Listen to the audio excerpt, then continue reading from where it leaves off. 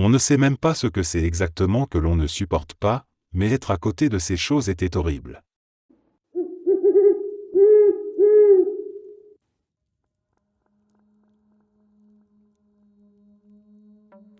Je suis sourd de l'oreille gauche. Un matin, je me suis arrêté à Walmart. Le soleil n'était pas encore levé et je n'étais pas vraiment attentif à ce qui m'entourait. J'étais encore un peu embrumé, en pilote automatique, concentré sur ma liste mentale de choses à acheter. Soudain, quelque chose est entré dans mon oreille gauche. Ça ressemblait au bruit d'une rafale de vent, sauf que ce n'était pas diffus. Et surtout, c'était impossible. J'ai eu la sensation très nette que mon oreille s'ouvrait, comme si quelque chose forçait un passage qui n'existait pas. Puis une voix s'est fait entendre, tout contre mon oreille. Une voix paniquée, presque désespérée, qui a dit clairement « Retourne-toi ». Sans réfléchir, j'ai obéi. Je me suis retourné immédiatement. À une distance ridicule, à portée de bras, il y avait un homme qui me suivait. Quand nos regards se sont croisés, son comportement a changé d'un coup.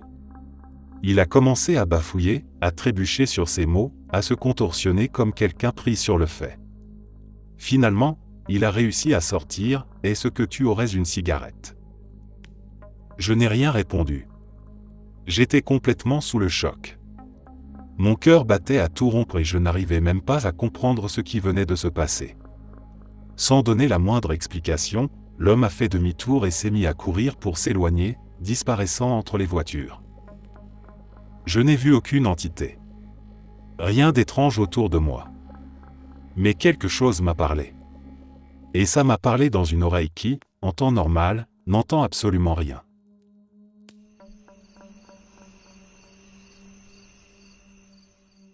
Quand j'avais environ 7 ans, j'avais passé toute l'année à économiser absolument tout mon argent pour pouvoir acheter des cadeaux de Noël aux gens que j'aimais.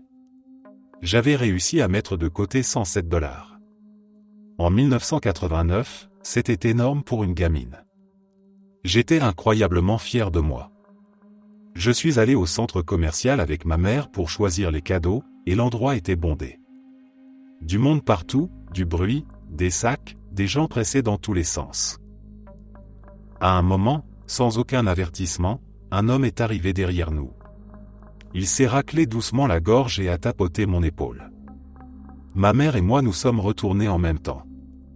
Devant nous se tenait un homme immense, très beau, large d'épaules, avec une allure impressionnante. Il portait une veste en cuir. Il s'est accroupi pour être à ma hauteur, en souriant, avec une expression incroyablement gentille. Il m'a tendu mon portefeuille et a dit « Petite demoiselle, je t'ai vu faire tomber ça. » Je l'ai pris, complètement sidéré. Je n'avais même pas réalisé que je l'avais perdu. Ma mère, elle, est immédiatement passée en mode panique reconnaissante, répétant « Oh mon Dieu, merci, merci infiniment. » L'homme a simplement hoché la tête, poli, presque discret. Il s'est relevé, s'est retourné et a commencé à s'éloigner. C'est là que nous avons vu le dos de sa veste. Il y avait une peinture à l'aérographe du diable de Tasmanie, immense, avec d'énormes ailes d'ange déployées. C'était tellement inattendu, tellement frappant, que ça m'a coupé le souffle. Il s'est fondu dans la foule presque instantanément. Une seconde il était là, la suivante il avait disparu parmi les gens. Ma mère et moi nous sommes regardés, totalement figés. On criait intérieurement l'une à l'autre, sans faire un bruit, convaincus que ce que nous venions de vivre n'était pas normal. Mon portefeuille était intact. Pas un seul dollar ne manquait. Absolument rien. Après ça, on a continué à faire les achats, mais comme dans un brouillard, encore sous le choc, avec cette sensation étrange dans la poitrine. Plus de 30 ans ont passé, et je me souviens de chaque détail comme si c'était arrivé hier. Le sourire, la voix, la veste, les ailes. Même si aujourd'hui je suis athée, même si rationnellement je sais que ça pourrait être une coïncidence ou juste un homme honnête au bon moment, je n'ai jamais oublié ce que j'ai ressenti ce jour-là. Cette impression profonde, inexplicable, d'avoir été touché par quelque chose de plus grand. Et ce sentiment, lui, ne m'a jamais quitté.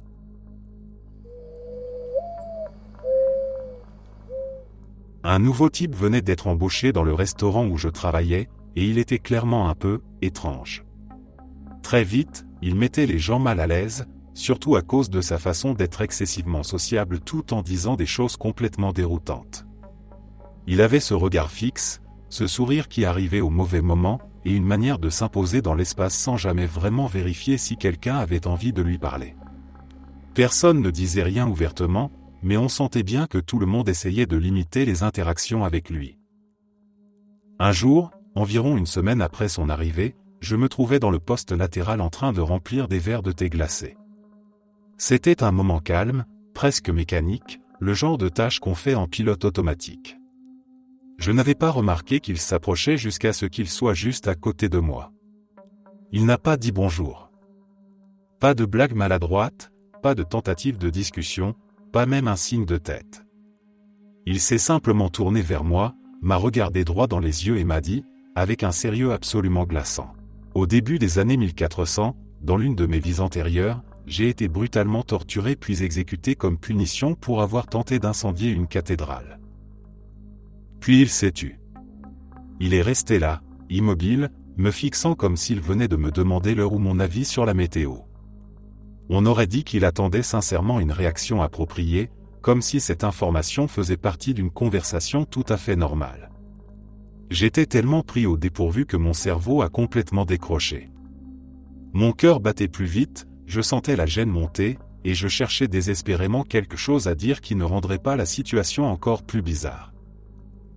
Finalement, tout ce que j'ai réussi à articuler, d'une voix hésitante et clairement pas préparée à ce genre de révélation, c'est dur, mec. Il a hoché la tête lentement, comme si ma réponse confirmait quelque chose d'important, puis il est reparti sans un mot. Je suis resté là quelques secondes, un verre à la main, me demandant sérieusement si cette interaction venait vraiment d'avoir lieu ou si j'avais imaginé toute la scène.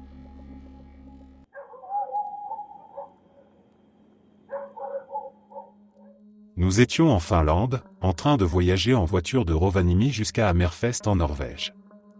La route traversait des étendues interminables de forêts et de lacs. Des kilomètres de nature brute, presque irréelle, avec très peu de circulation et aucune trace visible de civilisation. À un moment, au milieu de nulle part, nous avons vu un autostoppeur et nous avons décidé de nous arrêter. C'était un homme sami. Il avait l'air un peu ivre, pas agressif ni bruyant, juste légèrement ailleurs. Il portait des vêtements de ville, ce qui contrastait avec l'endroit, et il tenait ses chaussures à la main. Des chaussures en cuir assez fines, pas du tout adaptées à la forêt ou au froid. Il était pieds nus. Déjà, ça nous a paru étrange. On lui a demandé où il allait. Il a réfléchi un instant, puis a répondu simplement, beaucoup plus loin. Pas de ville, pas de direction précise, juste ça. On s'est regardé, un peu perplexe, mais on l'a laissé monter. Il s'est installé calmement et n'a presque pas parlé pendant un long moment. Il regardait la route, les arbres, le paysage, comme s'il était ailleurs. Les kilomètres ont défilé. 50. Puis 100. Il était toujours avec nous. De temps en temps, il souriait tout seul, mais ne disait rien de particulier. On a fini par se demander s'il savait vraiment où il voulait aller, ou s'il se contentait d'avancer sans but précis. Il n'a jamais redemandé où nous allions, ni proposé de descendre plus tôt. Puis, soudainement, sans aucun signe avant-coureur, il a dit « ici ». Juste ce mot. On s'est arrêté sur le bas-côté. Autour de nous, il n'y avait absolument rien. Pas de maison, pas de route secondaire, pas de sentier visible. Juste la forêt, dense et silencieuse, à perte de vue. Il est sorti de la voiture tranquillement. Il a allumé une cigarette, a pris une bouffée, puis sans nous regarder, il s'est mis à marcher droit dans la forêt. Toujours pieds nus. Ses chaussures en cuir toujours à la main. Il ne s'est pas retourné. Il n'a pas dit merci. Il a simplement disparu entre les arbres. Nous sommes restés là quelques secondes, le moteur allumé, à le regarder s'enfoncer dans les bois jusqu'à ce qu'on ne le voie plus du tout. Il n'y avait rien à des kilomètres à la ronde. Aucun endroit où il aurait pu loger, aucune route, rien.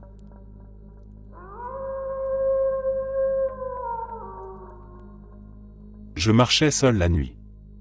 Je voulais juste me détendre, avancer sans but précis, laisser mes pensées vagabonder. Il faisait sombre, les rues étaient presque vides, et l'ambiance était calme au point d'en devenir pesante. À un moment, une vieille femme est apparue devant moi, comme sortie de nulle part, et elle s'est mise à me fixer. Je n'ai pas eu peur. Honnêtement, c'était juste une femme âgée, frêle, immobile sous un lampadaire. Elle me regardait sans expression particulière, sans sourire ni hostilité. Après quelques secondes qui m'ont paru étrangement longues, elle a détourné le regard vers l'arrière de mon épaule, comme si quelqu'un se tenait juste derrière moi. Puis elle a dit simplement « Bonjour ». Par réflexe, je me suis retourné. Il n'y avait absolument personne. La rue était vide.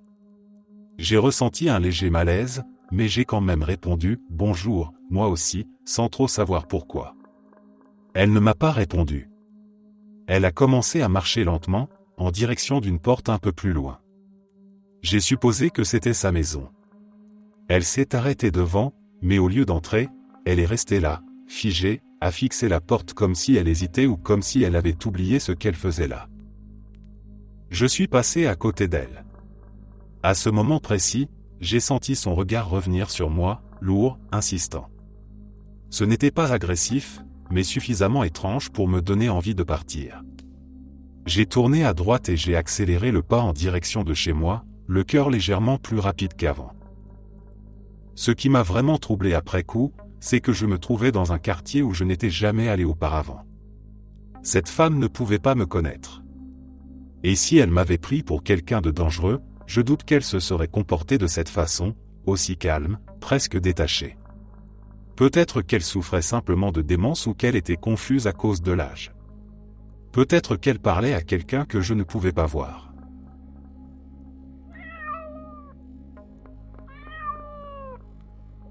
À l'époque où j'étais dans la marine, je vivais dans un ancien hôtel reconverti en caserne. On était 3 par chambre, entassés dans un espace pas très grand, avec nos routines, nos horaires décalés, et pas beaucoup d'intimité. Cette nuit-là semblait complètement normale. Un de mes colocataires dormait sur le côté droit de la chambre. Je me suis réveillé brusquement, et immédiatement j'ai compris ce qui m'arrivait. Paralysie du sommeil. Ce n'était pas la première fois, donc j'ai reconnu la sensation tout de suite. Impossible de bouger. Impossible de parler. Mon cœur battait à toute vitesse. Je voyais des ombres se déplacer dans la pièce, des formes qui n'étaient pas vraiment là, et j'entendais des voix étranges, déformées. Le genre de choses classiques quand ça m'arrivait, mais ça reste toujours terrifiant même quand on sait ce que c'est. Puis, la porte s'est ouverte. Mon autre colocataire est entré dans la chambre. À ce moment précis, mon cerveau a complètement vrillé.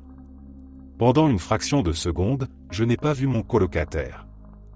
J'ai vu une menace. Une créature. Quelque chose de dangereux. J'ai ressenti une montée d'adrénaline énorme et une envie instinctive de me défendre, de me battre. Mais évidemment, j'étais toujours complètement paralysé. Et là, quelque chose d'encore plus bizarre s'est produit. Dans ce même instant, mon colocataire qui dormait profondément s'est redressé d'un coup et a tenté de se battre avec celui qui venait d'entrer. Il s'est levé, confus, agressif, comme s'il répondait à une alerte invisible. C'était totalement surréaliste. À ce moment-là, la paralysie s'est brisée. Je me suis réveillé complètement. Mon colocataire qui venait d'entrer s'est mis à rire, complètement surpris, en disant un truc du genre « Mais qu'est-ce que tu fais, mec ?» L'autre, celui qui dormait, s'est réveillé quelques secondes plus tard, totalement perdu, en demandant ce qui se passait. Quand tout le monde a repris ses esprits, l'autre colocataire lui a dit « Tu as essayé de me frapper ». On a tous rigolé nerveusement sur le coup, mais plus tard, quand on en a reparlé calmement, on s'est rendu compte que ça n'avait aucun sens. Mon colocataire endormi n'avait aucune raison de se lever et d'attaquer quelqu'un. Et pourtant, il l'avait fait exactement au moment où, moi, dans ma paralysie, j'étais convaincu que nous étions en danger. On a fini par conclure, sans vraiment y croire mais sans trouver mieux, que d'une manière ou d'une autre, j'avais communiqué cette peur à mon colocataire pendant qu'il dormait. Pas avec des mots. Pas avec des gestes. Juste une transmission brute d'alerte. Comment c'est possible, on n'en sait rien. Mais le timing était trop parfait pour être ignoré.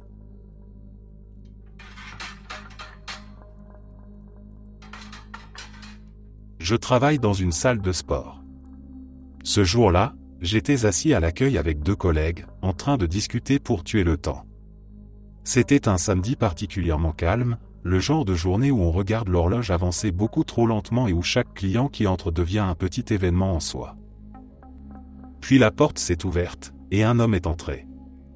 Immédiatement, toute l'atmosphère a changé. Il devait faire environ 2,10 m, peut-être plus. Il portait un long manteau de type trench qui lui arrivait presque aux chevilles, un haut de forme à la Abraham Lincoln, une barbe immense qui descendait jusqu'à l'estomac, et ses lunettes rondes à la Ozzy Osbourne qui cachaient presque entièrement ses yeux. Il avait l'air de sortir d'un autre siècle ou d'un rêve un peu trop précis. Il s'est approché du comptoir et, d'une voix extrêmement grave et résonnante, presque tonitruante, il a demandé « Puis-je avoir de l'eau ?» D'habitude, on fait payer les bouteilles d'eau, sans exception.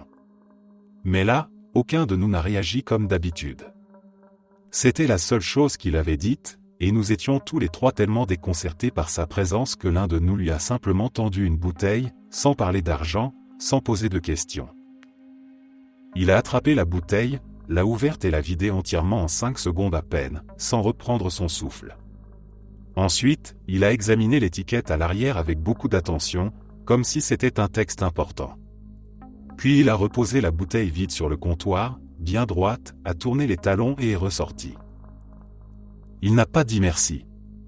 Il n'a pas regardé derrière lui. La porte s'est refermée, et le silence est retombé. Aucun de nous n'a parlé pendant plusieurs secondes. On s'est juste regardé, essayant de comprendre ce qu'on venait de voir. Et le plus étrange dans toute cette histoire, c'est que nous ne l'avons jamais revu. Pas une seule fois. Comme s'il n'avait jamais existé. Il y avait un garçon que je connaissais à l'école primaire, en 6e. Nous étions tous les 2 du genre très intelligents mais aussi de très mauvais élèves, alors nous étions inscrits à un programme spécial le matin pour s'assurer que nos notes restent correctes et que nous ne soyons pas exclus de nos autres activités. Un vendredi matin, il m'a expliqué qu'il n'aimait que le début de Pokémon parce que tout y était simple. Il jouait seulement la première partie puis réinitialisait sa sauvegarde, encore et encore.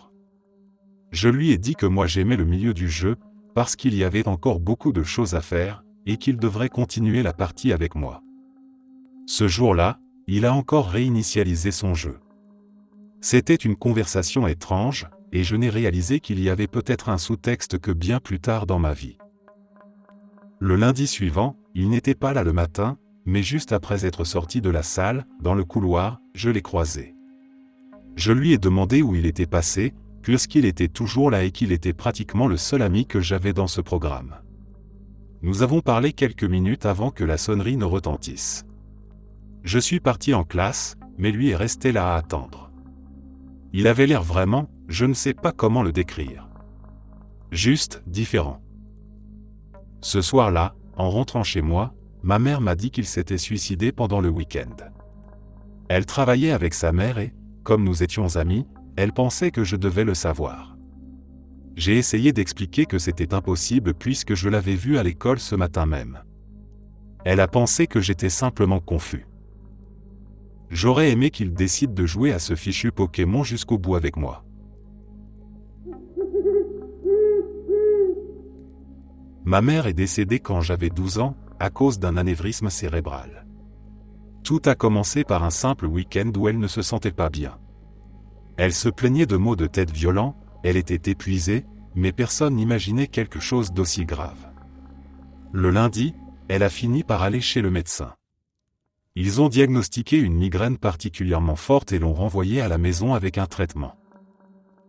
Quand je suis rentré de l'école ce jour-là, j'ai tout de suite senti que quelque chose n'allait pas. Ma mère était là, mais à peine. Elle respirait difficilement, ne parlait presque plus, son regard semblait ailleurs. Peu de temps après, tout est allé très vite. Elle a été transportée en urgence à l'hôpital, admise aux urgences, puis emmenée directement au bloc pour une opération d'urgence. Contre toute attente, elle a survécu à l'intervention. Elle a ensuite été placée en soins intensifs, plongée dans un coma artificiel. Elle y est restée une semaine entière. Nous aussi, d'une certaine manière. Nous passions nos journées dans la salle d'attente, à dormir mal, à manger à peine, à attendre qu'un médecin nous dise quelque chose, n'importe quoi. Le temps semblait figé. La veille de sa mort, une infirmière est venue nous voir dans la salle d'attente. Elle avait l'air calme, presque douce. Elle nous a dit que ma mère s'était réveillée et qu'elle demandait à nous voir. Elle a ajouté qu'elle allait fermer les yeux sur les règles de visite et sur le nombre limité de personnes autorisées en réanimation, pour que nous puissions tous entrer ensemble. Quand nous sommes rentrés dans la chambre, j'ai cru rêver. Ma mère était assise dans son lit. Elle parlait. Elle avait l'air fatiguée, mais consciente, présente. Elle a parlé à chacun de nous, un par un. Des phrases simples, mais claires. Elle nous regardait vraiment. Puis elle a demandé à mon père de s'approcher, de l'embrasser et de la serrer contre lui. C'était un moment à la fois magnifique et étrange, comme hors du temps. Puis une autre infirmière est entrée dans la chambre et nous a dit que nous devions sortir. Elle expliquait que seulement 2 personnes étaient autorisées, que ce n'était pas encore l'heure des visites et qu'il devait prendre les constantes vitales de ma mère. Nous lui avons parlé de l'infirmière qui nous avait fait entrer, qui nous avait dit que c'était possible. Elle nous a regardés, confuse, et nous a répondu qu'aucune infirmière correspondant à cette description n'était de service à ce moment-là. Personne ne savait de qui nous parlions. Nous n'avons jamais revu cette infirmière. Après cela, l'état de ma mère s'est brutalement dégradé. Elle n'a jamais repris connaissance. Elle est décédée peu de temps après.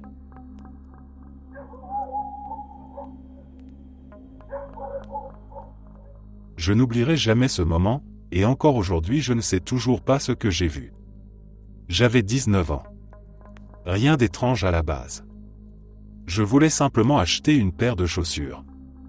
Je suis entré dans un magasin, j'ai choisi un modèle et je me suis assis pour les essayer, comme tout le monde. Je me suis penché en avant pour ajuster la chaussure, concentré sur les lacets. Et c'est là que j'ai vu le pied de la femme assise à côté de moi. Au premier regard, elle avait l'air totalement normale. Une femme ordinaire, bien habillée, rien de particulier dans son attitude. Mais son pied n'était pas normal.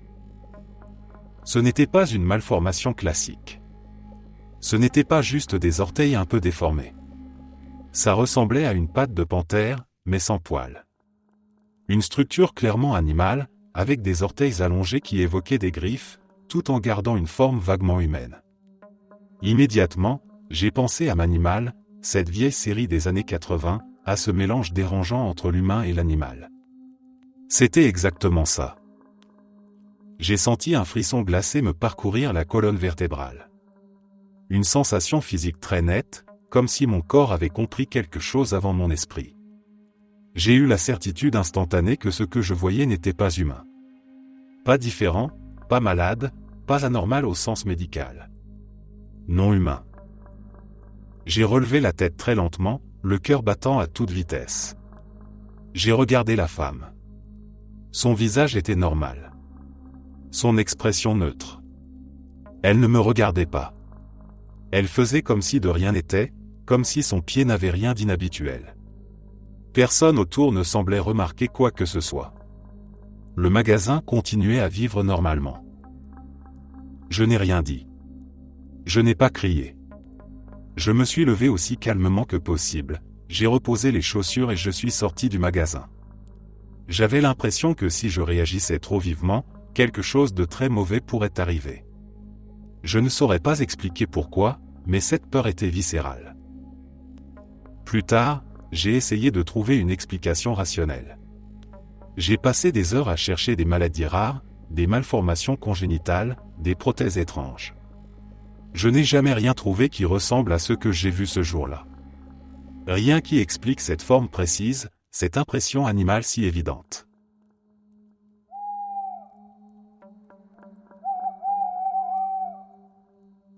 Il y a environ 15 ans, je partais pour Atlantic City pour un week-end consacré au jeu. En quittant la maison, je me suis arrêté à une station-service pour faire le plein. J'étais en train de remplir le réservoir quand un type s'est approché de moi. Il m'a dit qu'il était tombé en panne d'essence et qu'il était coincé là. Il avait l'air épuisé, abattu, vraiment au bout du rouleau. Rien de théâtral, juste quelqu'un qui semblait avoir passé une très mauvaise journée. J'ai fouillé dans ma poche et j'avais un billet de $20. Je me suis dit pourquoi pas honnêtement, je n'en avais pas spécialement besoin à ce moment-là, et je me suis dit que ça me ferait peut-être gagner un peu de bon karma avant d'aller jouer. Alors je lui ai donné le billet. Son visage s'est immédiatement transformé. Il était sincèrement reconnaissant, presque ému. Il m'a remercié plusieurs fois, puis il m'a regardé droit dans les yeux et il m'a dit « Je jure que c'est vrai, merci infiniment, l'univers te rendra ça, tu es un homme bien. » Sur le moment, j'ai juste hoché la tête, un peu surpris par la phrase mais sans y accorder plus d'importance. Je suis remonté dans ma voiture et j'ai continué ma route vers Atlantic City sans vraiment y repenser. Pendant ce voyage, j'ai commencé à jouer avec $200. Rien d'extravagant. Et contre toute attente, tout s'est enchaîné. Les gains s'accumulaient, encore et encore. À la fin du séjour, je suis reparti avec $7000 en poche. Je ne suis pas superstitieux. Je sais que le jeu reste le jeu. Mais je n'ai jamais pu m'empêcher de repenser à ce type à la station-service, à son regard et à cette phrase étrange. Peut-être que c'était juste une coïncidence. Ou peut-être que, parfois, l'univers écoute vraiment.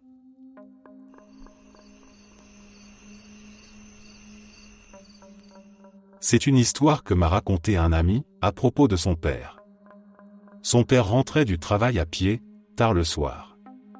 Il connaissait parfaitement le chemin, il l'avait emprunté des centaines de fois. À un moment donné, il arrivait toujours à un coin de rue où il devait tourner.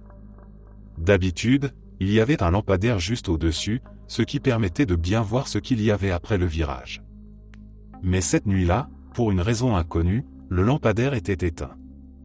Le coin était plongé dans le noir complet.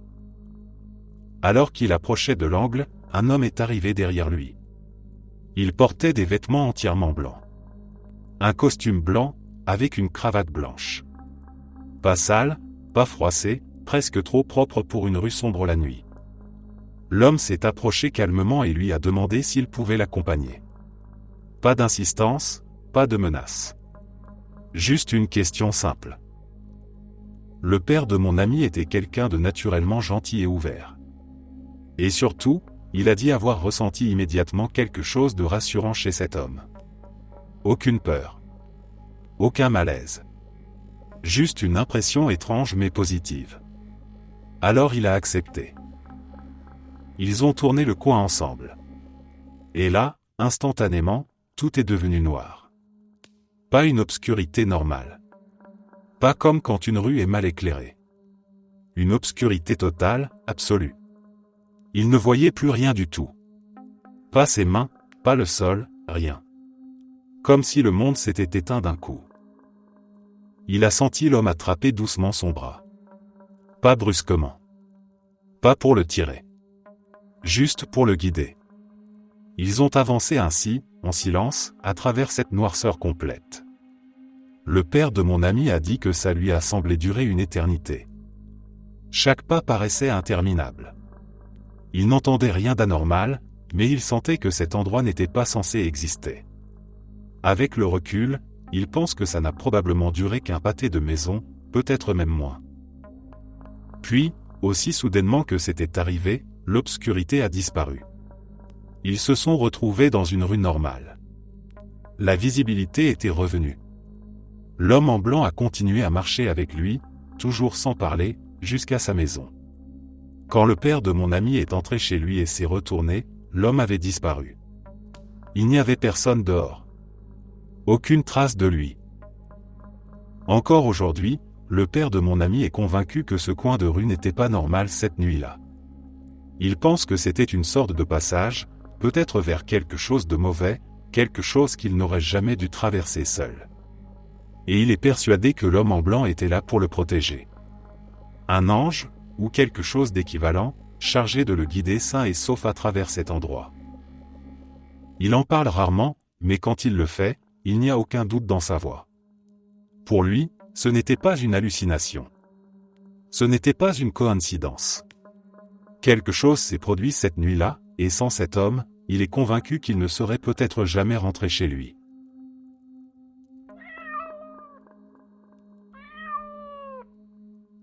Un ami à moi a soudainement entamé une relation avec une fille il y a quelques années, et je peux honnêtement dire que c'est la seule personne que j'ai jamais rencontrée qui m'ait mis mal à l'aise simplement par sa présence. Comme je l'ai dit, son arrivée dans nos vies a été pour le moins soudaine. Un matin, cet ami est parti prendre un café en disant qu'il serait de retour dans quelques heures. Les heures ont passé, puis la porte s'est ouverte et une fille que je n'avais jamais vue est entrée. Elle ne m'a pas salué, ne semblait même pas me remarquer, s'est assise sur le canapé et est restée silencieuse.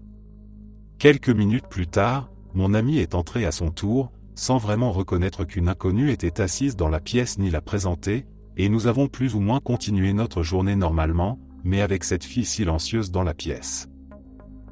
Pour aller droit au but, elle n'est plus repartie à partir de ce moment-là pendant plusieurs mois. À l'époque, je logeais là de manière irrégulière, ce qui fait que j'ai passé beaucoup de temps en sa présence. Même si elle a fini par parler, c'était très rare, et souvent de façon hésitante ou vague. Il lui arrivait aussi d'éclater soudainement de rire sans raison apparente, puis de retomber dans le silence tout aussi vite. D'autres choses étranges la concernaient. Elle ne mangeait que certains aliments et portait presque toujours un manteau, même après être restée à l'intérieur pendant des heures. Dans le salon de la maison de mon ami, il y a une cheminée à foyer ouvert, et elle passait des heures assise à quelques pas du feu, toujours avec son manteau, à le fixer sans jamais sembler avoir trop chaud. Cependant, la chose la plus dérangeante chez elle était son regard. Ses yeux étaient noirs, et elle pouvait interrompre net une conversation animée par un simple regard. On pouvait aussi sentir quand elle vous observait, même à distance. C'était une sensation indescriptible que je n'ai jamais ressentie avant ni depuis.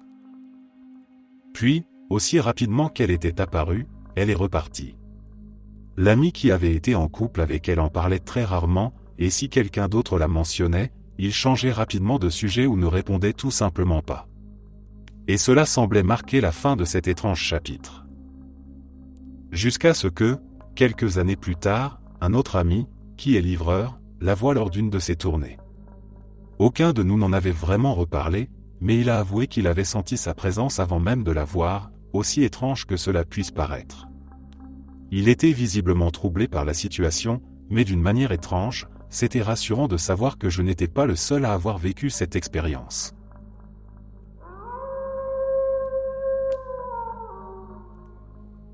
Je ne suis pas certaine pour celle-ci, mais quand j'étais adolescente, je prenais souvent le métro pour aller travailler. La sortie du métro se trouvait juste à côté d'une clinique, donc le coin était généralement rempli de toutes sortes de personnes. Un jour, j'ai vu un chat juste à la sortie de la station et, comme j'adore les chats, j'ai essayé de l'approcher et de le caresser. Pendant que je faisais ça, un homme s'est approché de moi. Honnêtement, je l'avais à peine remarqué avant, donc il est apparu dans mon champ de vision presque soudainement, alors qu'il n'était plus qu'à environ 1,50 m de moi. Il m'a salué avec un sourire et j'ai répondu poliment. Il m'a ensuite demandé si j'aimais les chats et a essayé d'engager la conversation, ce qui m'a immédiatement mise sur la défensive, être une femme fait ça, et mes réponses sont devenues très sèches. Il s'est alors arrêté, m'a regardé avec une expression mêlant douleur et quelque chose comme du chagrin, puis il a dit, « Tu dois t'aimer davantage. Tu as plus de valeur que tu ne le penses. Ce chat te fait confiance parce qu'il sait que tu as bon cœur. S'il te plaît, apprécie-toi davantage. » Il a continué à répéter des choses similaires et je le regardais simplement, bouche bée.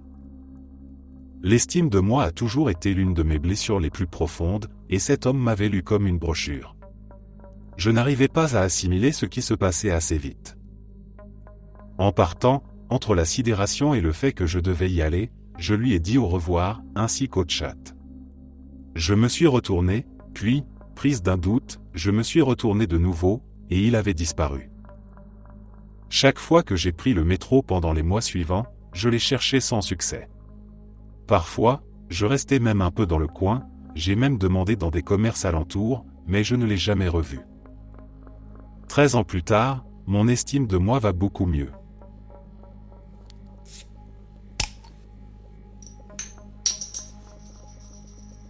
Quand j'étais enfant, j'avais un ami imaginaire, avec un nom vraiment inhabituel.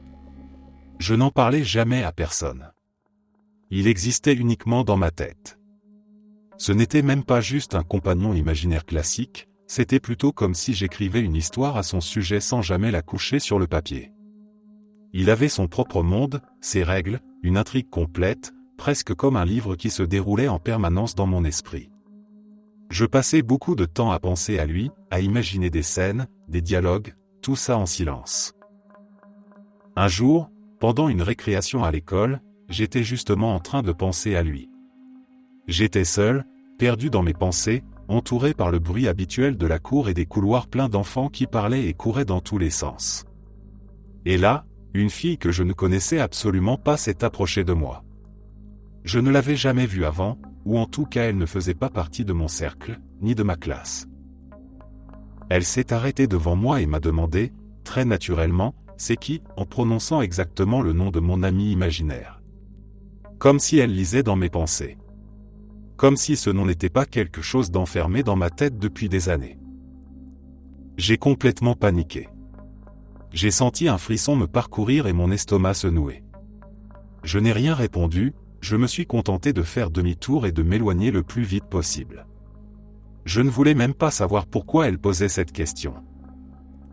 Ce qui rend la chose encore plus dérangeante, c'est qu'il n'y avait aucune chance qu'elle parle de quelqu'un d'autre dans l'école. Ce n'était même pas un vrai prénom, mais une combinaison de 2 mots, quelque chose que j'avais inventé. Et le couloir était rempli d'autres élèves. Si elle avait réellement cherché quelqu'un, pourquoi serait-elle venue me demander à moi, précisément?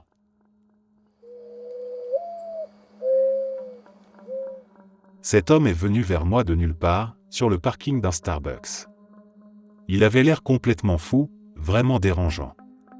J'étais immédiatement sur mes gardes, surtout parce que je suis une femme et que j'étais seule avec mon fils. Mon instinct me disait de rester prête à réagir. Il s'est approché et, sans aucune introduction, il a regardé mon enfant et a dit que cet enfant m'avait été envoyé directement par Dieu. Il a ajouté que je ne me rendais probablement pas compte que j'avais un miracle chez moi.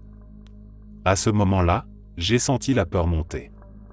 Ses yeux se sont dilatés d'une façon anormale, au point de paraître presque entièrement noirs, et j'étais à 2 doigts de paniquer.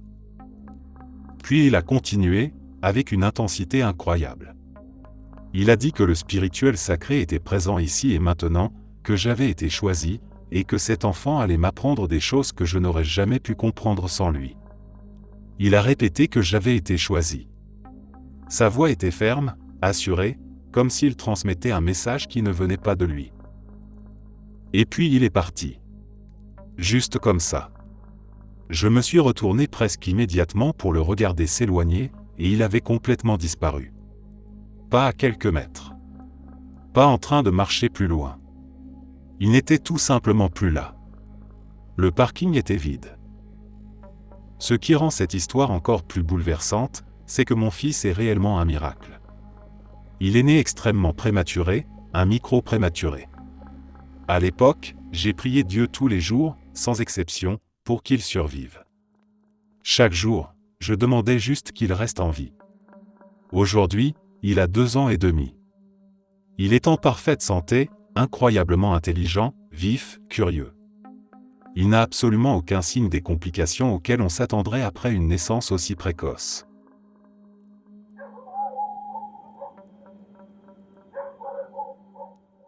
Une fois, on faisait du canoë et on a chaviré. 2 fois. Tout ce qu'on avait sur nous était trempé. Nos sacs, nos vêtements, absolument tout. Nous aussi, évidemment. En plus de ça, il pleuvait sans arrêt. À un moment, quand le canoë s'est retourné, je me suis retrouvé coincé dans des cordes et j'ai vraiment cru que j'allais me noyer. J'ai paniqué, j'avais de l'eau partout, je manquais d'air, et pendant quelques secondes j'ai sincèrement pensé que ça allait très mal finir. Quand on a enfin réussi à se sortir de là, l'ambiance était catastrophique.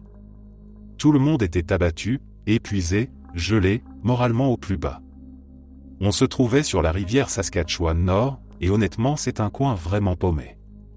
Des kilomètres de nature, presque rien autour, pas de maison, pas de route visible. À ce moment-là, on se sentait incroyablement seul.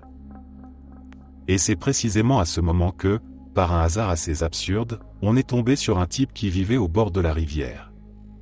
Sérieusement. Encore aujourd'hui, ça me paraît bizarre, surtout quand on sait qu'à notre connaissance, absolument personne ne vivait dans ce coin-là. Le type est littéralement apparu de nulle part. Il a été incroyablement gentil. Sans poser trop de questions, il nous a aidés à tout gérer. Il nous a montré comment faire sécher nos vêtements, nous a laissé utiliser son campement, nous a donné un endroit où nous poser. Il avait même un téléphone, ce qui à l'époque était énorme pour moi, parce que j'étais jeune, terrifié, et j'avais juste besoin d'entendre la voix de ma mère. Il m'a laissé l'appeler sans hésiter. Je crois même qu'il nous a donné à manger, ou au moins partagé ce qu'il avait. Et comme si ça ne suffisait pas, le temps a changé. La pluie est devenue plus douce, presque chaude. On a eu ces moments étranges où le soleil perce pendant qu'il pleut encore, des averses tièdes qui rendaient tout un peu plus supportable. L'atmosphère s'est transformée d'un coup, comme si la situation elle-même décidait enfin de nous laisser respirer. On a passé la nuit sur son terrain. C'était calme, presque rassurant. Ce qui est étrange, c'est que malgré le fait qu'il ait été super amical, qu'il nous ait aidés sans rien demander en retour, on n'a jamais eu de nouvelles de lui par la suite. Alors oui, c'était probablement juste un type sympa avec une propriété rare au bord de la rivière. Mais quand même. Dans ce contexte précis, à ce moment exact, c'était un peu étrange.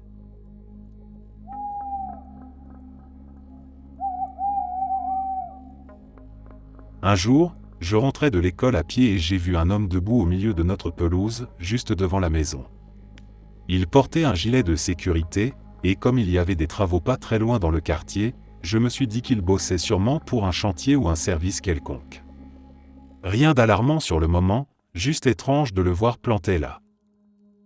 Je me suis approché et je lui ai demandé si tout allait bien. Il s'est tourné vers moi, très calme, comme si ma question était parfaitement attendue, et il a répondu d'un ton banal, inventaire national des piliers. Comme si ça expliquait absolument tout. Puis il a commencé à s'éloigner, tranquillement, sans ajouter un mot. Alors qu'il me dépassait, il a levé sa main vide vers son visage, exactement comme s'il tenait un talkie-walkie invisible. Il a regardé droit devant lui et a dit « Petrograd 5 », littéralement en parlant dans sa paume. Je suis resté figé. Il n'y avait aucun appareil. Rien dans sa main, rien à son oreille. Il a continué à marcher comme si de rien n'était et a disparu hors de vue. Je suis resté quelques secondes à regarder la pelouse, puis la rue, en essayant de comprendre ce que je venais de voir. J'étais adolescent, je participais à un événement où j'étais plus ou moins sans surveillance. Je traînais dans le lieu en attendant que l'événement commence. Il y avait une foule assez importante, quelques milliers de personnes, pour la plupart en petits groupes. En attendant, en regardant les gens, j'ai remarqué un type qui marchait dans la foule. Personne ne semblait vraiment le regarder, mais les gens s'écartaient de son chemin quand il avançait, au lieu que ce soit lui qui contourne les autres. Pendant que je remarquais ça et que je me disais à quel point c'était étrange, il s'est soudain tourné vers moi et m'a regardé. Puis il est venu me voir, la foule s'ouvrant autour de lui sans lui prêter la moindre attention, et il m'a parlé pendant un moment. C'est là que ça devient vraiment bizarre. Je ne sais pas vraiment de quoi nous avons parlé et je ne sais pas vraiment à quoi il ressemblait. Je me souviens qu'il était un homme, plus grand que moi, ce qui n'était pas difficile, et je crois qu'il avait les cheveux foncés, plutôt longs. Je pense me souvenir particulièrement de ses cheveux parce que j'essayais activement de mémoriser quelque chose à son sujet, je me concentrais sur l'apparence de ses cheveux pour voir si j'arriverais à m'en souvenir plus tard. Et je crois qu'il l'a remarqué d'une manière ou d'une autre, parce qu'au milieu de notre conversation, il a dit quelque chose comme « Ne fais pas ça ». Pas sur un ton menaçant, plutôt comme une remarque désinvolte du genre « Tu es impoli ». Je pense aussi que nous sommes peut-être allés quelque part brièvement, parce que j'ai une vague sensation d'avoir été dans un endroit à l'écart de la foule, même si je ne sais pas où et que je ne me souviens pas être allé quelque part avec lui ni être revenu. Il n'y a pas vraiment de chute spectaculaire à cette histoire. À un moment donné, je me suis simplement retrouvé seul à nouveau. Je suis allé à l'événement, j'ai passé un bon moment, et plus tard, une fois rentré chez moi, j'ai remarqué que j'avais une entaille assez nette sur le bras. Ça ne ressemblait pas à une égratignure qu'on se fait en se frottant à un clou ou en jouant avec un chien. Ça ressemblait davantage à une incision, pas très longue mais assez profonde. Ça ne faisait pas mal tant que je n'y prêtais pas attention, et c'était facile de ne pas la remarquer. J'ai l'impression qu'elle a dû guérir assez vite, ou alors je n'ai simplement pas remarqué le processus. J'ai eu une cicatrice pendant quelques années, mais plus maintenant. Dans mon esprit, l'homme et la blessure sont liés, mais je ne sais pas réellement s'ils le sont ni de quoi tout cela relevait vraiment. J'ai simplement toujours gardé, au fond de moi, cette petite question, et si j'avais rencontré un vampire ce soir-là ?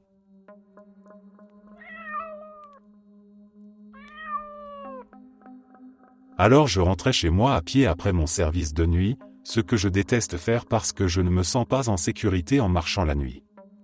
J'essayais de me plonger dans un jeu vidéo sur mon téléphone parce que je ressentais une sorte de peur sourde.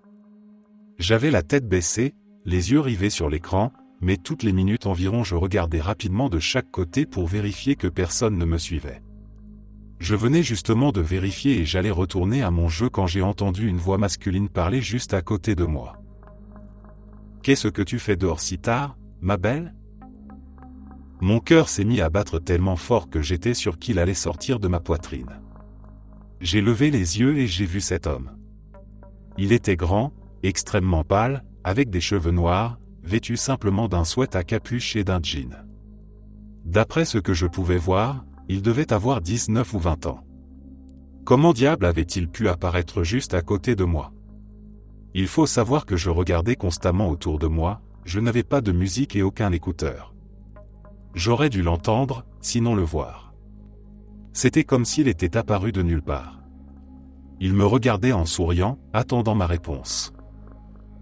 Je suis une personne très anxieuse, extrêmement paranoïaque et beaucoup trop consciente de tout ce qui touche aux fantômes, démons, etc. Tous les signaux d'alarme possibles se déclenchaient dans ma tête.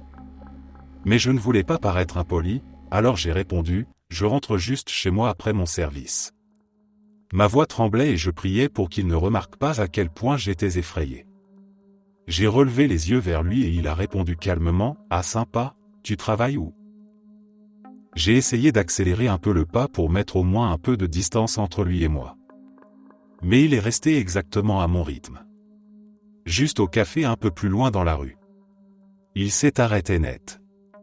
Surprise, je me suis arrêté aussi. Le café, là ? Il ne me regardait pas, mais son ton suffisait à montrer qu'il était confus. J'ai hoché la tête. Oui, le café juste là-bas. On était pratiquement à côté quand tu es apparu. Là, c'était vraiment suspect. Comment pouvait-il ne pas le savoir ? J'ai supposé qu'il pouvait être nouveau dans le coin, mais quand même. Oh, ils ont mis un café, là, a-t-il dit. Il avait l'air triste.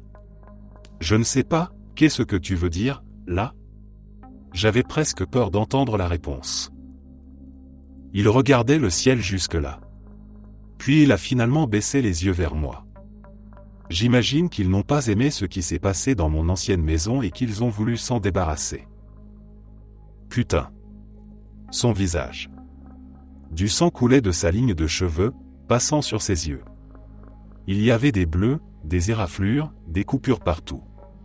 Quand je l'ai vraiment regardé, elles étaient partout, sur tout son corps. Ses yeux étaient complètement blancs. On distinguait l'iris, mais pas de pupille, rien. Une vague de tristesse intense m'a submergé et j'ai étouffé un cri. J'ai reculé de quelques pas.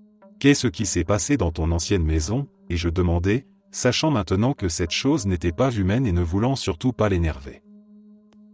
Maman, elle nous faisait du mal. Tout le temps. Un jour, elle m'a trouvé avec ma petite amie, et elle s'est mise dans une colère noire. Et je ne sais pas ce qui s'est passé ensuite. Tout est flou. Je me sentais honnêtement horrible pour lui et j'ai fait un petit pas dans sa direction. Il me fixait. « Tu ressembles beaucoup à ma petite amie. » Il a souri tristement. « Merci. » À ce moment-là, une voiture a foncé sur la route, m'aveuglant pendant quelques secondes avec ses phares. Quand j'ai regardé de nouveau, il avait disparu.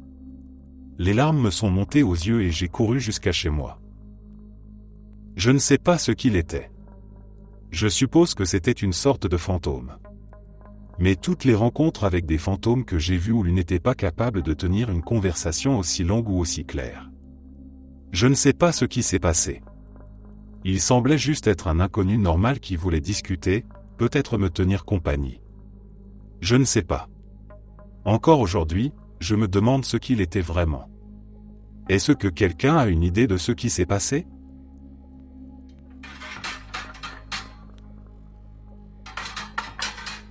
C'était il y a environ 15 ans. J'étais à l'université communautaire et je venais de subir une opération chirurgicale importante, une réduction mammaire. J'avais terriblement mal et je traînais mon sac à dos à roulettes à travers l'esplanade devant le bâtiment principal. C'était une très belle journée, mais j'étais misérable. L'opération s'était parfaitement déroulée, mais les sutures étaient encore en place et faisaient presque tout le tour de mon torse. J'étais toujours entièrement enveloppé de bandages. Alors que je me tenais là au soleil, malheureuse et transpirante de douleur, un jeune homme à la chevelure dorée et à la peau dorée s'est approché, a posé sa main sur mon épaule et m'a dit « Je voulais juste que tu saches que tu es toujours belle et que tout ira bien. » Je me suis senti étrangement mieux. J'ai aussi décidé que je devais aller voir l'infirmière de l'école à cause de la douleur intense, et elle m'a donné des antibiotiques en me disant qu'elle pensait que l'incision commençait à s'infecter. Elle a envoyé un prélèvement pour analyse et c'était bien une infection, mais les antibiotiques ont fonctionné et tout s'est arrangé. Je sais que ça peut sembler être une simple coïncidence, mais mon esprit s'est soudainement éclairci, libéré du brouillard de la douleur, et j'ai réalisé que je souffrais bien plus que je n'aurais dû. Merci, étranger doré. Je pense à lui tous les quelques jours. C'est étrange, ce qui reste en mémoire.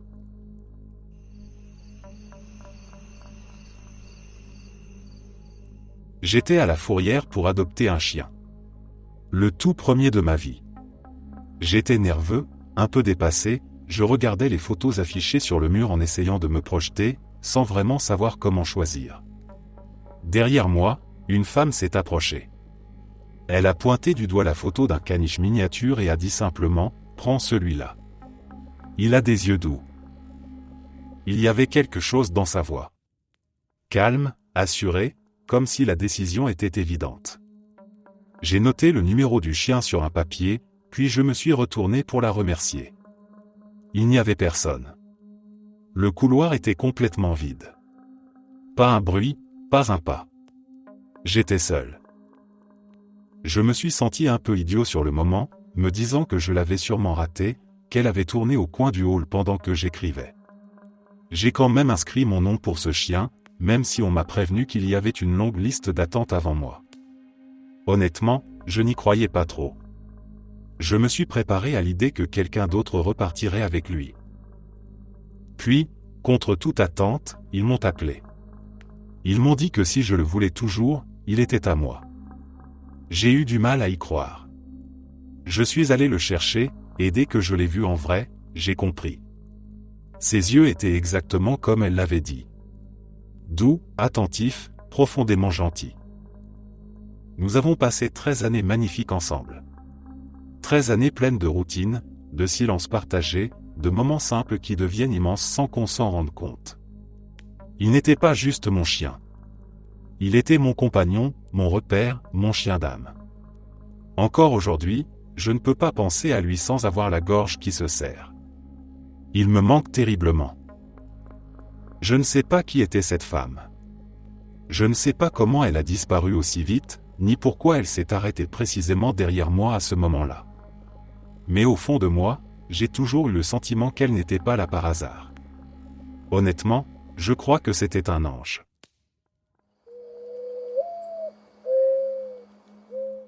En septembre 2006, j'attendais à un arrêt de bus un après-midi. Il faisait beau, ce qui est inhabituel à Glasgow, en Écosse.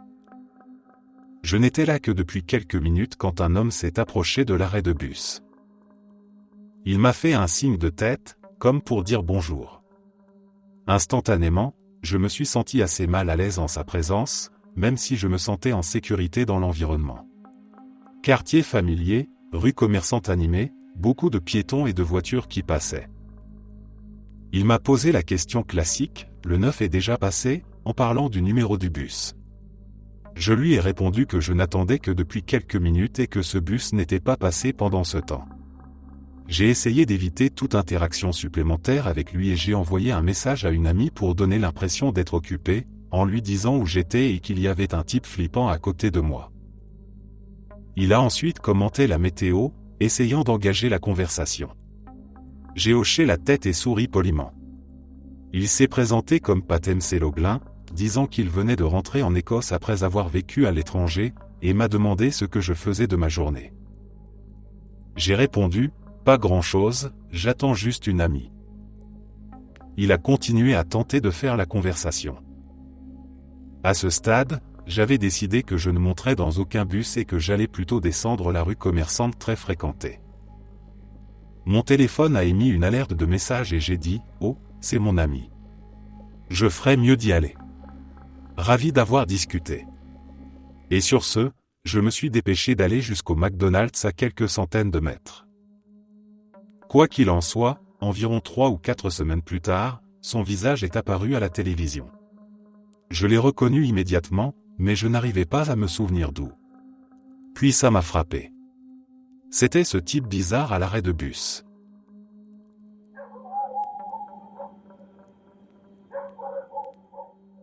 Bon, ça va sûrement être noyé parmi les autres témoignages, et riez autant que vous voulez, mais je continue à me demander ce qui s'est passé.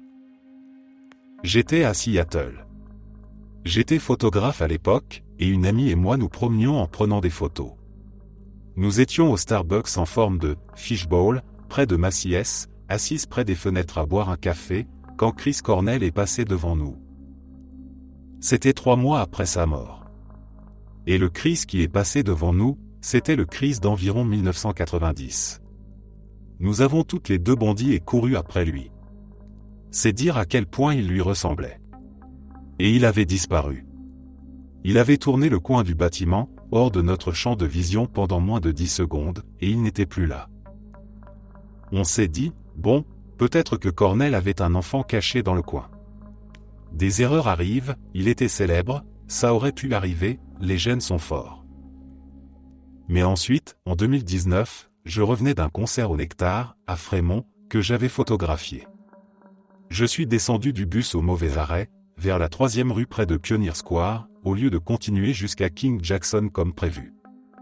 Il était 1h du matin et c'était une très mauvaise idée d'être une femme seule, avec un appareil photo de $4000 autour du cou, dans ce quartier. Pendant que je marchais, vite mais pas trop vite, le même type, portant la même veste en cuir, le même short et les mêmes Rangers, est soudain apparu à côté de moi. Il m'a fait un signe de tête et j'étais à 2 doigts de lui, je jure que c'était le jeune Chris Cornell. Il m'a dit, « Eh, tu vas à Chinatown ?» Ce qui était le cas.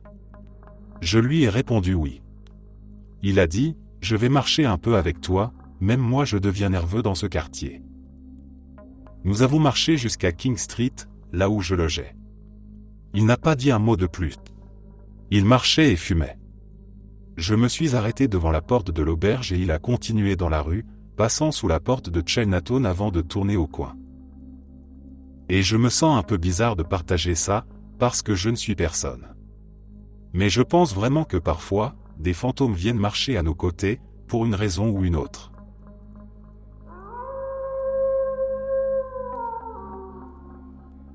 Donc voilà, à l'époque du lycée, je faisais un peu de boxe amateur.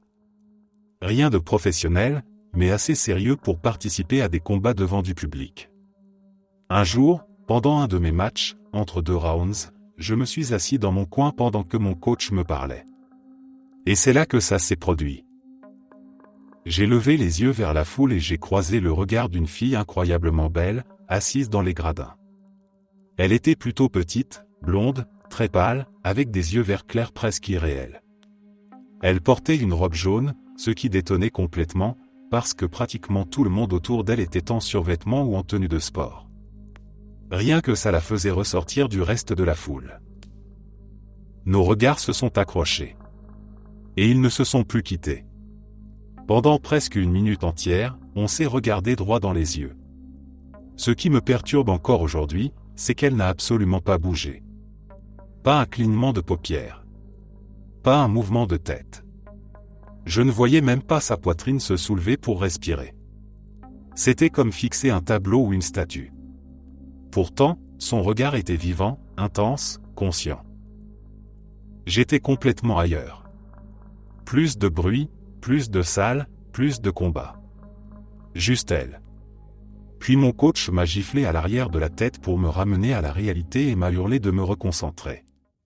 Le round suivant a commencé et j'ai fini le combat comme dans un brouillard. Après le match, je suis immédiatement allé la chercher dans la foule. Elle avait disparu. J'ai demandé autour de moi, décrit la fille, la robe jaune, l'endroit exact où elle était assise. Les gens me regardaient comme si j'avais perdu la tête. Personne ne se souvenait d'avoir vu une fille comme ça. Ils ont même fini par appeler un médecin pour vérifier si je n'avais pas pris un coup trop violent à la tête. Le plus dérangeant, c'est qu'un de mes coéquipiers était censé être debout juste derrière elle pendant le combat. Il jurait qu'il n'y avait eu personne à cet endroit-là. Absolument personne. Finalement, un de mes amis a eu l'idée de vérifier les caméras de la salle. Et là, elle était là. Assise exactement où je l'avais vue. Totalement immobile. On la voyait clairement à l'écran. Elle ne bougeait pas pendant les rounds. Puis, lors de mon dernier round, elle s'est levée. Elle a marché vers la sortie sans jamais détourner le regard du ring, sans tourner la tête une seule fois, et elle est sortie du champ de la caméra. Depuis, personne n'a jamais su m'expliquer qui elle était, ni pourquoi presque personne ne semblait capable de se souvenir d'elle. Et moi, je n'ai jamais oublié ce regard.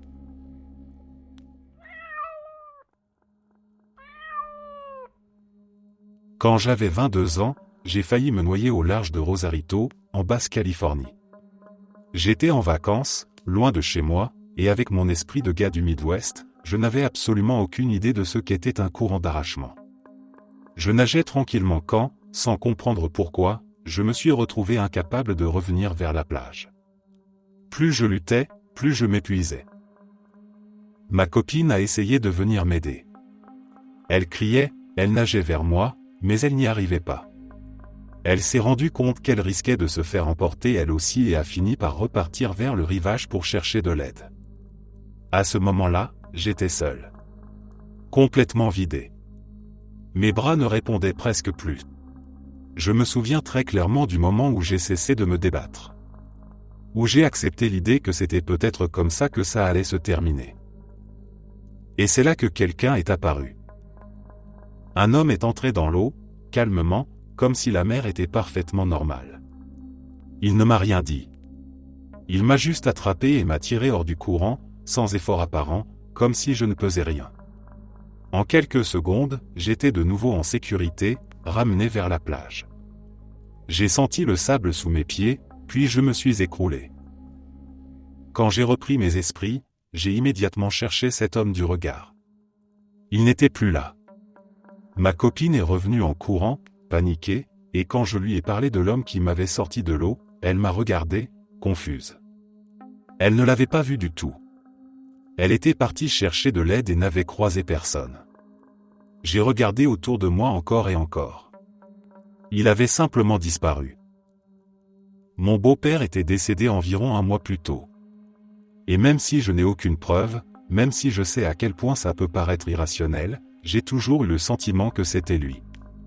Comme s'il avait été là au moment exact où je lâchais prise. Comme s'il n'était pas prêt à me laisser partir. Je sais que ça peut sembler étrange. Mais quand on vit quelque chose comme ça, quand quelqu'un te sauve littéralement la vie et disparaît ensuite sans laisser la moindre trace, c'est difficile de ne pas y voir autre chose qu'une simple coïncidence. Parfois, la vie te laisse avec plus de questions que de réponses. Et parfois, ces questions restent avec toi pour toujours.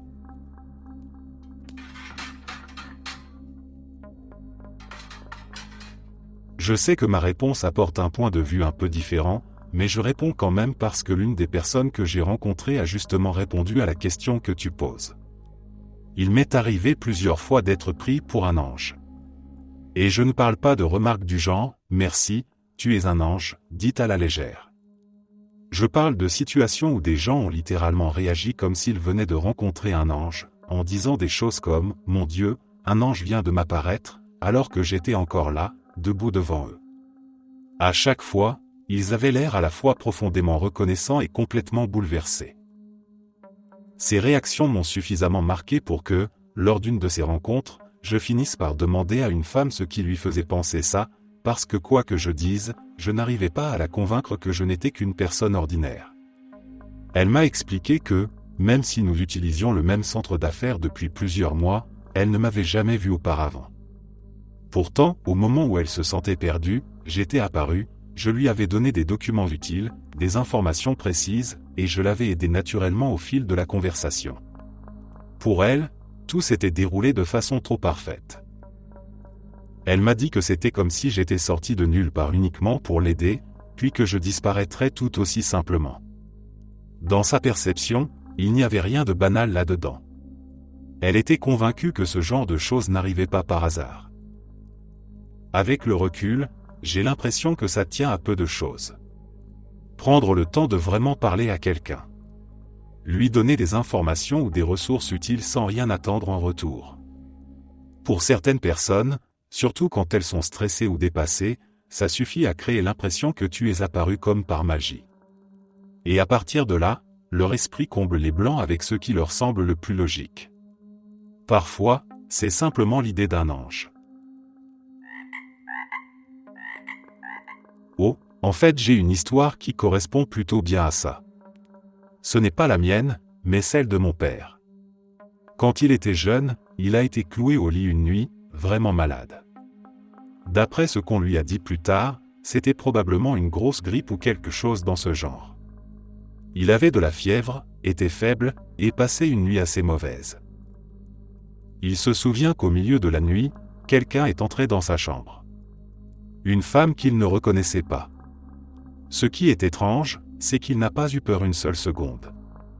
Il dit qu'elle dégageait quelque chose de rassurant, de doux. Elle s'est approchée de sa table de nuit, a pris le médicament qui s'y trouvait, lui en a donné une partie et lui a dit qu'il devait prendre son traitement. Alors il l'a fait, sans discuter, comme si c'était la chose la plus normale du monde. Ensuite, la femme a pris le flacon et l'a posé sur une étagère haute, bien au-dessus de sa portée à l'époque. Puis elle est sortie de la chambre. Mon père s'est rendormi presque immédiatement après, toujours aussi calmement, comme si rien d'inhabituel ne s'était produit. Le lendemain, il a raconté l'histoire à sa mère. Et là, tout a basculé. Elle a commencé à paniquer, à demander à tout le monde dans la maison qui était entré dans sa chambre pendant la nuit, qui lui avait donné son médicament. Personne n'en savait rien. Personne n'était allé le voir cette nuit-là. Et surtout, le détail le plus troublant, c'est que le médicament se trouvait effectivement sur l'étagère haute. Exactement là où il n'aurait jamais pu le mettre lui-même, surtout dans l'état où il était. Et surtout, il n'y était absolument pas la veille au soir. Je suis plutôt quelqu'un de rationnel en général. J'essaie toujours de trouver une explication logique aux choses. Mais honnêtement, pour cette histoire-là, je n'en ai aucune.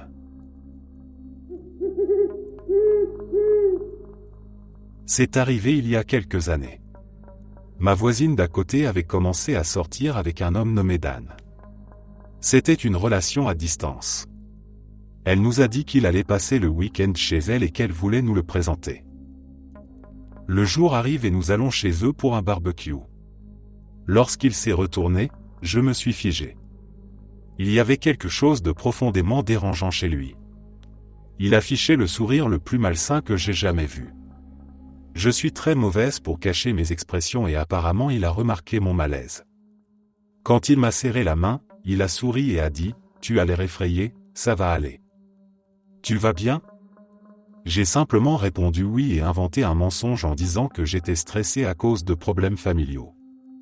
J'ai eu l'impression qu'il savait que je mentais et qu'il prenait plaisir à ma peur. Je suis resté aussi loin de lui que possible toute la soirée. Je me suis pratiquement accroché à mon mari, ce qui ne me ressemble pas du tout quand nous sommes avec des amis. J'avais l'impression qu'il me protégerait et que si cet homme me retrouvait seul, il pourrait m'arriver quelque chose de grave. J'ai dit à mon mari qu'il y avait quelque chose qui n'allait pas chez lui, que le simple fait de le regarder me terrorisait. Il m'a dit que tout allait bien et de rester avec lui, mais nous sommes partis peu de temps après que je le lui ai dit. Il m'a confié que ce type lui donnait aussi des frissons. Je n'ai pas réussi à me débarrasser de l'impression d'avoir croisé quelque chose de réellement mauvais. J'ai très mal dormi cette nuit-là et j'étais vraiment effrayé. Je ne l'ai jamais revu après ça. Ils se sont séparés peu de temps après parce qu'apparemment, après notre départ, il s'est complètement saoulé et a commencé à parler de son envie de faire du mal aux gens. Je ne sais pas si c'était quelque chose de surnaturel, mais c'était clairement une mauvaise personne.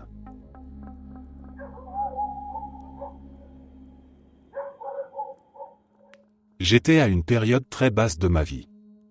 Vraiment basse. Je ne voyais pas comment les choses pourraient s'améliorer un jour.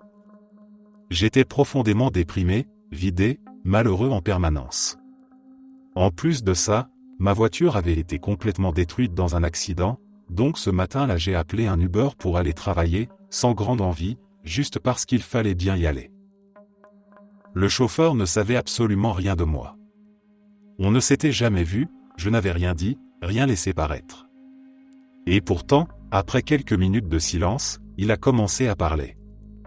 Il a parlé de la vie, de la façon dont elle peut être incroyablement dure, surtout dans les moments les plus sombres. Il a dit qu'au cœur même de ces périodes-là, quand on pense ne plus avoir d'issue, c'est souvent là qu'on peut commencer à trouver une lumière, même minuscule. Ce qui m'a vraiment troublé, c'est que beaucoup de choses qu'il disait étaient étrangement précises. Pas des phrases vagues ou des banalités qu'on pourrait dire à n'importe qui. Non. Il touchait des points qui correspondaient exactement à ce que je traversais, à mes pensées, à mes peurs. C'était comme s'il savait ce que j'avais sur le cœur. Comme s'il comprenait, sans que j'aie besoin d'expliquer quoi que ce soit. Pendant tout le trajet, je l'écoutais parler et je sentais quelque chose changer en moi. Mon corps se détendait. Ma respiration ralentissait. Pour la première fois depuis longtemps, je me sentais un peu plus léger. Quand je suis descendu de la voiture, je me sentais sincèrement mieux. Pas miraculeusement guéri, mais apaisé, recentré, avec l'impression d'avoir été entendu. Je ne sais pas comment il savait. Je ne sais pas pourquoi il a dit exactement ce qu'il fallait à ce moment précis. C'était un homme plus âgé, originaire du Moyen-Orient, et je crois qu'il était sikh, même si au fond ça n'a pas vraiment d'importance.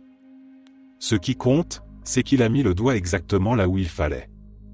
Il a dit les mots dont j'avais besoin, au moment où j'en avais le plus besoin.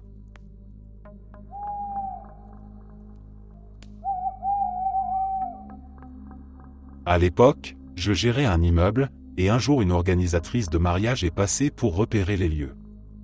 Je ne l'avais jamais rencontrée auparavant. On a échangé quelques banalités, je l'ai aidée à s'installer, je lui ai montré les espaces dont elle avait besoin. Une interaction tout à fait normale, professionnelle, sans rien de personnel. Puis, sans transition, elle m'a posé une question qui m'a complètement pris de court. Elle m'a demandé si j'étais au courant qu'un esprit me suivait. Avant même que je puisse répondre quoi que ce soit, elle a commencé à le décrire. Et chaque détail correspondait parfaitement à mon parrain décédé. Absolument tout. Elle a parlé d'une odeur de fumée de cigare autour de moi, ce qui m'a glacé, parce que mon premier cigare, je l'avais fumé avec lui. Elle a dit qu'il se moquait gentiment de mon swing de golf, ce qui est encore plus troublant parce que j'utilise toujours ces clubs aujourd'hui. Elle a enchaîné avec d'autres choses, des remarques personnelles, des traits de caractère, des petites habitudes que personne ne pouvait deviner en regardant simplement quelqu'un. Je suis resté là, complètement sidéré. Je ne lui avais rien dit sur moi. Pas mon histoire, pas mes proches, rien. Elle n'aurait eu aucun moyen de trouver ces informations. Et pourtant, c'était comme si elle décrivait quelqu'un que j'avais connu toute ma vie. Le plus étrange, c'est que je ne me considère ni comme spirituel ni comme religieux. En temps normal, quelqu'un qui se prétend clairvoyant, j'aurais probablement levé les yeux au ciel et passé à autre chose. Mais là, c'était différent. De mon point de vue, c'était trop précis, trop intime pour être un simple hasard ou une lecture à froid maladroite.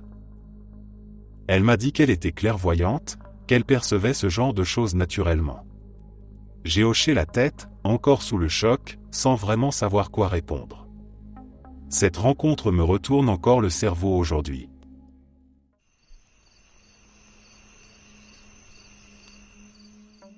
Je marchais vers une épicerie qui abrite l'une de mes boulangeries préférées. J'ai un faible pour les bons snickerdoodles, alors j'y vais souvent juste pour ça. J'étais à quelques mètres de l'entrée quand une femme âgée, facilement dans la fin de la 80aine, s'est arrêtée juste devant moi. Elle avançait lentement, avec un petit panier d'épicerie à la main. Sans prévenir, elle a levé la main, m'a tapoté la joue avec une douceur inattendue et m'a souri. Puis elle a dit, très calmement, comme si c'était une évidence absolue, « Tu es une vieille âme. Prends un cookie. » Avant même que je puisse réagir, elle m'a tendu un sachet de boulangerie encore scellé. Pas un sac en papier froissé ou quelque chose d'ouvert, mais un vrai sachet fermé, propre.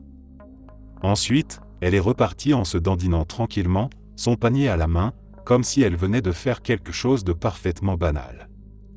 Elle n'a pas regardé en arrière. Elle n'a rien ajouté. Je suis resté là quelques secondes, un peu sonné, tenant le sachet sans trop savoir quoi en faire. En général, je ne mange pas ce que des vieilles dames inconnues me donnent au hasard devant une épicerie. Mais j'ai regardé à l'intérieur. C'était bien un snickerdoodle. Je ne sais pas ce qui m'a convaincu. Peut-être son sourire. Peut-être le fait que le sachet était intact. Peut-être juste la curiosité. Toujours est-il que je l'ai mangé. Et honnêtement, c'était un excellent cookie. Parfaitement moelleux, exactement comme je les aime.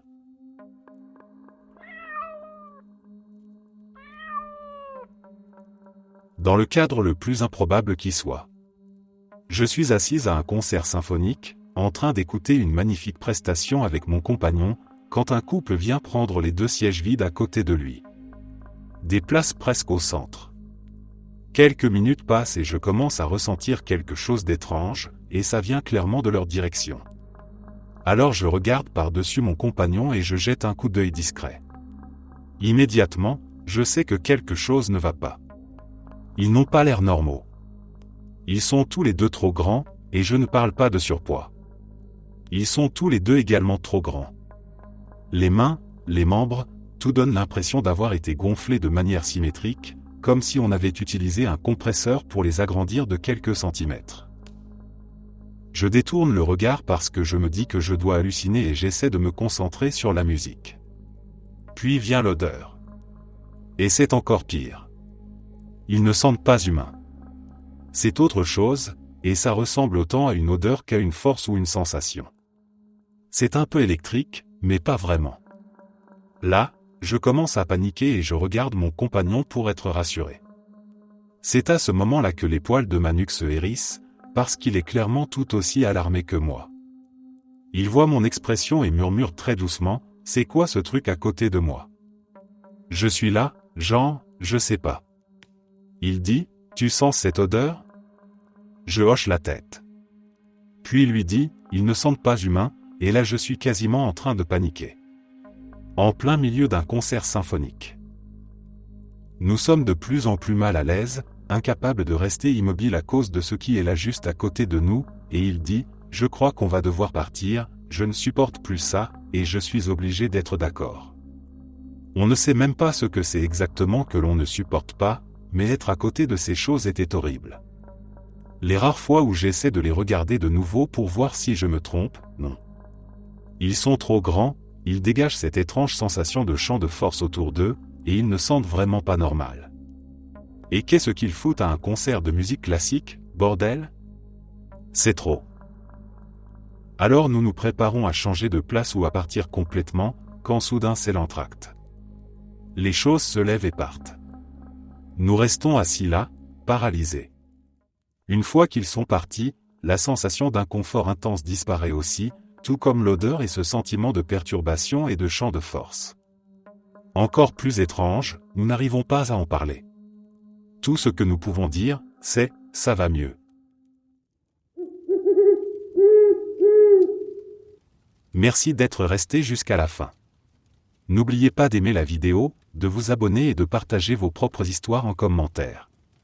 On se retrouve demain à la même heure devant ce feu.